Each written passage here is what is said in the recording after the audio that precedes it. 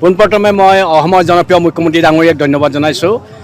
লগতে ৰাজ্যিক সভাপতি দিলীপ শইকীয়াক ধন্যবাদ জনাইছোঁ আৰু ভাৰত চৰকাৰৰ কেন্দ্ৰীয় মন্ত্ৰী সৰ্বানন্দ সোণোৱালদেৱক ধন্যবাদ জনাইছোঁ আৰু মাজুলীৰ ৰাইজক ধন্যবাদ জনাই আৰু সত্ৰ অধিকাৰসকলক ধন্যবাদ জনাই মই সংগঠনসকল আৰু পঞ্চায়ত প্ৰতিনিধি সকলোকে মই ধন্যবাদ জনাই আৰু মাজুলীৰ ৰাইজে যে আমাক যিধৰণে আশীৰ্বাদ দিছে আৰু মাজুলীৰ ৰাইজক যিধৰণে আমাৰ চৰকাৰে যিধৰণে মৰম কৰিছে আৰু মাজুলীৰ ৰাইজেও সেইধৰণে এই চৰকাৰক অসমৰ জনপ্ৰিয় মুখ্যমন্ত্ৰী ডাঙৰীয়াক মৰম কৰাৰ কাৰণে মই অতিকৈ আনন্দিত আৰু মই সেই মাজুলীৰ যিবোৰ আদৰৰ কাম সম্পূৰ্ণ কৰিব পাৰিম বুলি আশাবাদী।